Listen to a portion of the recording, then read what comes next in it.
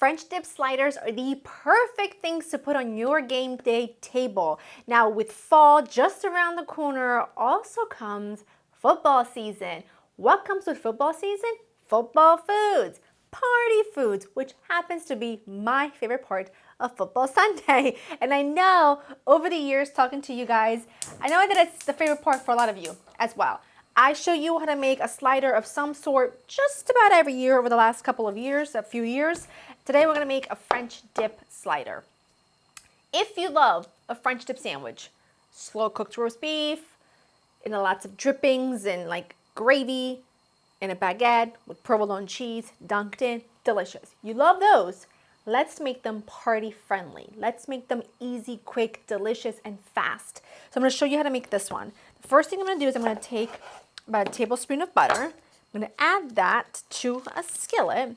With that skillet, I'm gonna add just a little bit of olive oil because what I love with my French beef sandwiches, I love some caramelized onions, okay? Usually if I were to do like my traditional slow cooked French dip sandwiches, which I do have an entire recipe on my website, I would add onions to the simmering liquid, you know, to that whole shebang so that it can all cook together and get just like soft and delicious and just incredible.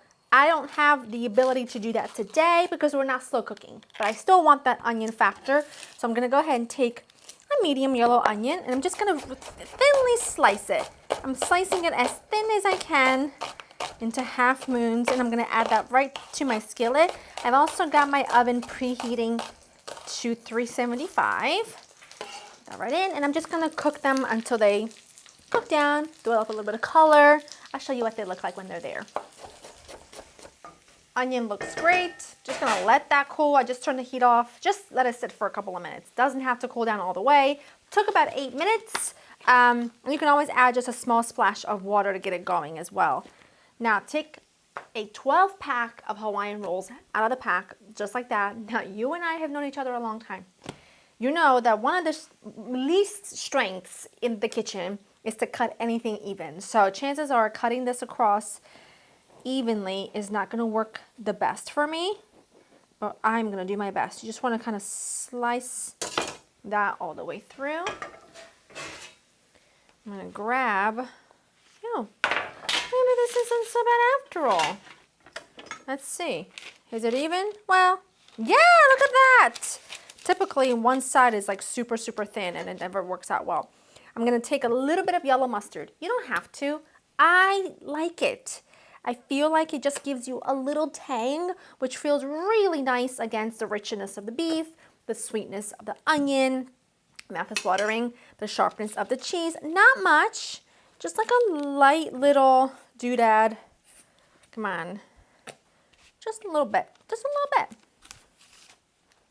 Now remember what I always tell you, cheese is like edible glue. You're gonna take your provolone. I like a nice sharp provolone, but if you want a mild, by all means use a mild. A few slices like that, okay? I'm also gonna take some garlic and herb seasoning and add that to my onions. I'm just gonna do that while they're nice and warm so those flavors kind of bloom. Okay, now you're gonna take your beef. This is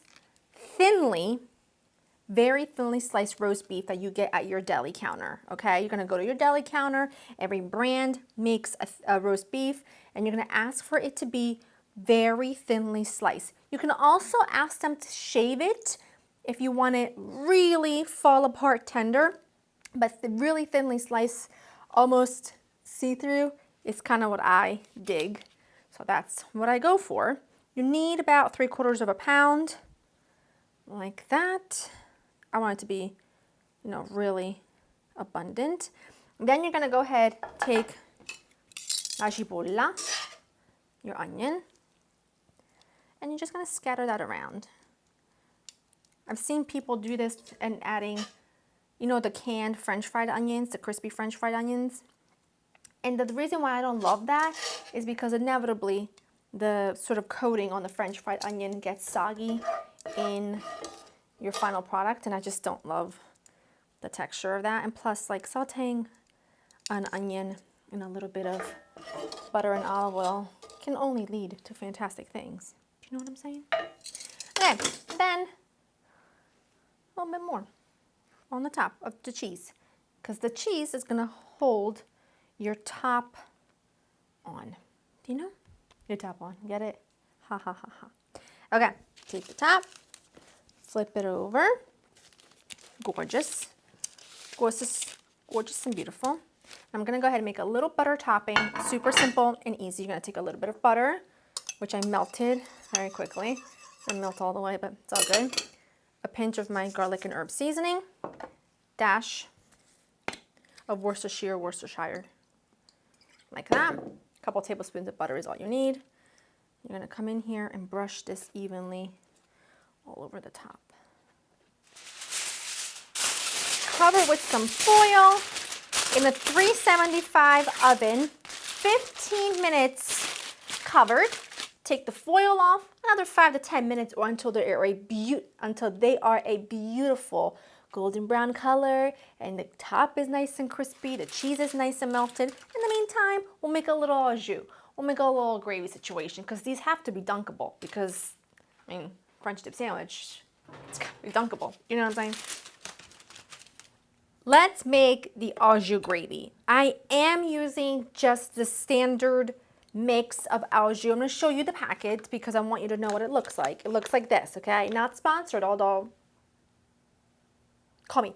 Anyway, the reason why I'm using this is because it's easy. Comes out great every time. If you don't have access to it and you don't want to use it, I get it. I got you. All you'll do instead of making this, you'll just use about 1.5 cups of beef broth. You're gonna add a little bit of granulated garlic, granulated onion, a couple dashes of Worcestershire sauce. Let that reduce for about 5-6 minutes, and then just add a cornstarch slurry of like a tablespoon of water to 1 teaspoon of cornstarch right at the very end, and it will thicken it into that perfect consistency. So there you have it. But I'm just gonna cheat out today, okay? Water, au jus mix, get that in there. Technically, I think this is a milk pot, but you know, honestly, it's never stopped me from breaking the rules before. Go ahead and add a couple dashes of Worcestershire. Add that to the stove, a couple minutes. It'll thicken, good to go. That's all you need. My sliders are in there, a couple more minutes. I'll pull them out. Job done. Easy. You can make one recipe, I guess, one standard 12-pack sliders. As easy as you can make, like you can make 4 to 1. Like it doesn't take much time to make like a lot more of the sliders if you're having a big party. Am I making sense? Like scrambled eggs up in here today, okay? Had a long month, but it's really easy. So if you're having a big party, you can want to double or triple the recipe. It won't really take you much longer than it just took you to make one, you know? Hope that makes sense. Look at how gorgeous. 15 minutes covered, about 5 minutes or so uncovered, and they are simply divine. I've let them sit for literally 2 minutes, so these are going to be extremely hot. But you know, I like a challenge. What can I say? Let's see. Oh, look at that. Crispy. Hear it? It smells so good. I got my au jus. Come to mama. Ah.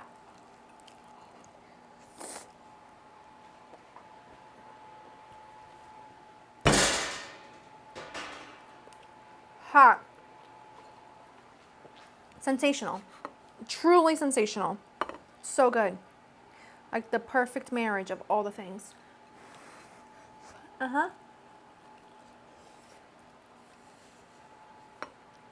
Make them. Mm-hmm. Hot. Make them.